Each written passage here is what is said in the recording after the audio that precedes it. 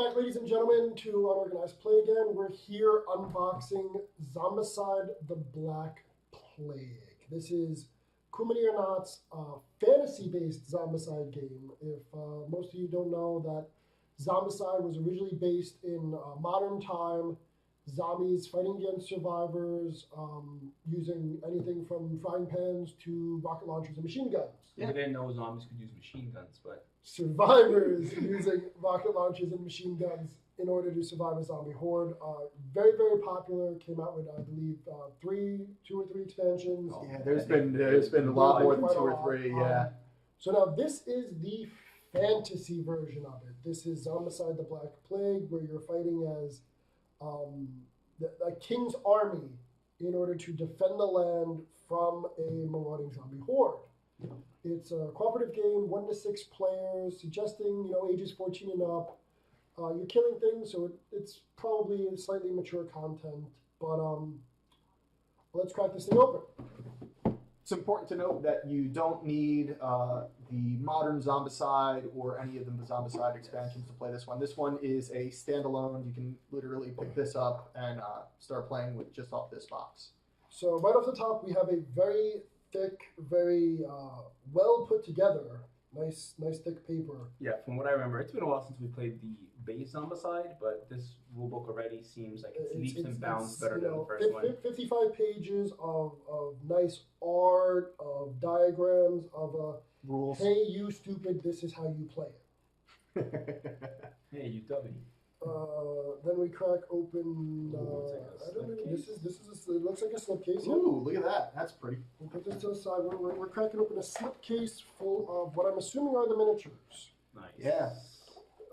If you can see that here, we're looking at multiple rows of survivors, as well as zombies, a set of dice, a whole bunch of bases, and tags to now put into your brandy spanking new hard plastic character holders. Let me tell you how excited I am to see those. Just because in the original, way back when, Zombicide, you had a literal cardboard, paper card, and the sliders, which, can we actually get a picture of this up in the cloud? Yeah, I'll get that. So the sliders in the hard plastic, it will be much easier to move, and it won't slip.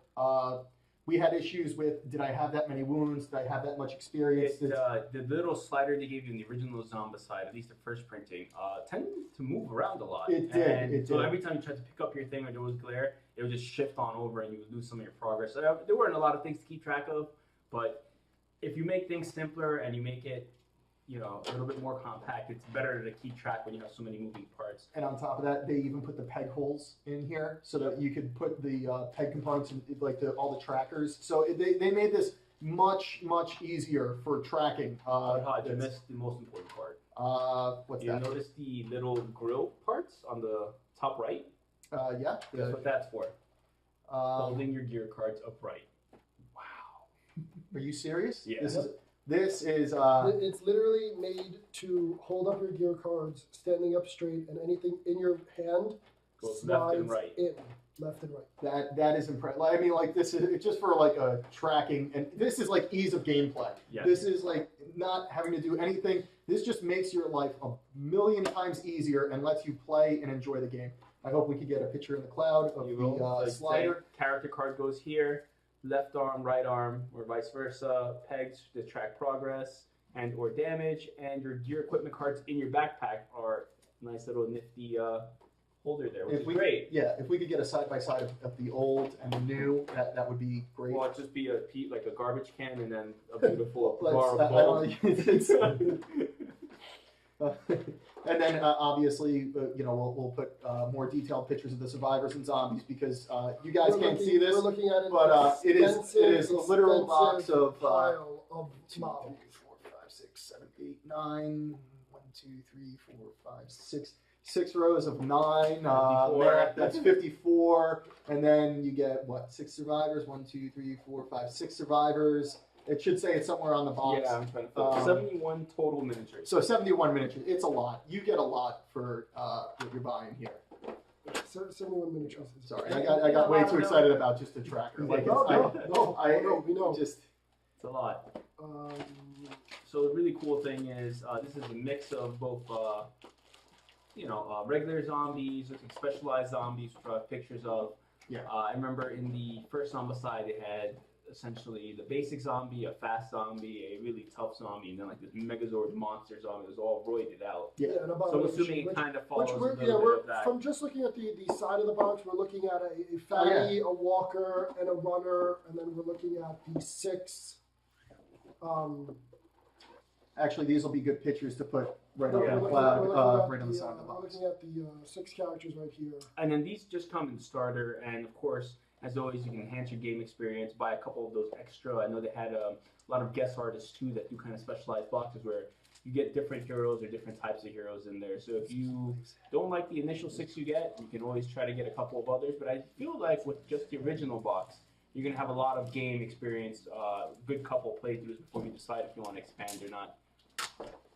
And at the bottom we have The actual playing fields, the actual playing mats, as well as the tokens. Yep. I'll help you out here. These again are heavy cardboard stock, and if you can get an up close view of them, very highly detailed pieces of what look like a village type area, and just like in the original Zombicide, they are multi-sided and labeled so that you can basically build whatever whole you town need to build a town based on the scenario. So in the rule book, it will give you a bunch of different scenarios, probably towards the back here. Yeah, it gives you a bunch of quests towards the back in the rule book, and it'll tell you that you need this many survivors, expect to play for about this much time, and these are the 1, 2, 3, 4, 5, 6 tiles you need. So you just basically look at it, what it tells you that you need, pick it right up out of here, and you're good to go. Yeah, not only that, it provides you with all of the additional counters, all of the additional marks, the additional pieces of what you may need in order to mark up the board and the scenarios. Also in this are the survivor cards, and I'm sure we'll be able to put this with no glare up here in the cloud. And these are actually really good artwork on just a regular generic survivor. Like, oh, hey, look, my name's Anne, and I have a dagger and a mace, or two swords. Yeah. 2 swords. Anyway, but the artwork is actually pretty good on these survivor cards. Yeah, it definitely steps up their game. Yeah, definitely. I mean, this was, I think, through the Guillotine Games production company, Yes, and Guillotine Games is still doing all the they Zombicide. made it. So they obviously improved on the format and the contents at least look really well done. Really impressed with those boards. We haven't played it yet, so we can't give you an impression, but I'm sure we'll have a sidebar on our impression of the rules and how it plays. But so far, it's just the unboxing. Yeah, so I guess we'll have to do a playthrough, after we read the rules, because obviously 55 pages of rules. 55 pages of rules is a little bit We much, can't but just glance over the one page. not only is there a base game, but I believe there's an expansion. What is it? Wolfsburg is the expansion. Wolfenstein, Wolfenberg. I believe that one brings 4 extra heroes. I believe it's 4 extra heroes, as well as a large amount of wolves Different types and of werewolves and things like that. And really, the reason why we're doing this is because at the end of the month, they are doing the Kickstarter for the brand new Green Tide or Green Horde. Green Horde, box number 2 for Zombicide the Black Plague. Green Horde. Where you'll actually be able to kickstart the 2nd edition box. Yep. And if none of you have ever kickstarted a Cool Mini or Not game, do it. You not only are getting the base game, but you're probably getting a well amount of extra goodies. Cool Mini or Not has also stepped up their game. They're reaching out to retailers, and now retailers, you can order through your retailer and actually get a lot of those Kickstarter exclusives through your retailer, supporting your local store. So I don't know if you guys knew about that. I've been kind of tracking some of the progress, some of the Cool Mini or Not pledges and stuff. And so you can both support your store and still get all of the exclusives, by talking to your store and see if they're participating in the Cool Mini or Not program. I forgot what it's actually called, but I know it's a program.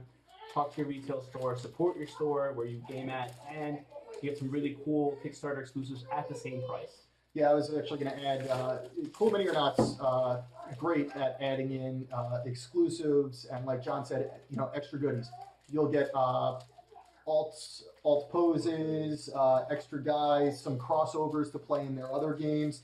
There's a lot of stuff that comes in Cool Mini Kickstarter, so I would highly suggest that you check it out. And like Drew said, we know that gaming is more of a community and group shared experience than something. So if you feel awkward going to Kickstarter and cutting out your local gaming store, see if they're a participant in the program. If they are, you can just go and back the Kickstarter through your local store, still giving them the business, still getting all the exclusives, and keeping your community alive and supporting, everyone that supports you in your hobbies. Yeah, because truthfully, that's what this all boils down to. It boils down to the community that you're playing with and the community that you're growing. And the fact that Cool Mini or Not is reaching out to local gaming stores and giving them the opportunity to purchase pieces of their Kickstarter for their local store in order to bring those games to people that may or not even know about them is a great deal and a great olive leaf to promote gaming as a whole and to promote the community. So hats off to you guys for that one. Definitely going good. All right, guys, and that's our cue. From the organized game crew, we have Hodge, John Wong, and Andrew Wong. Thanks for watching, guys, and we'll give you a review soon enough. Thank you.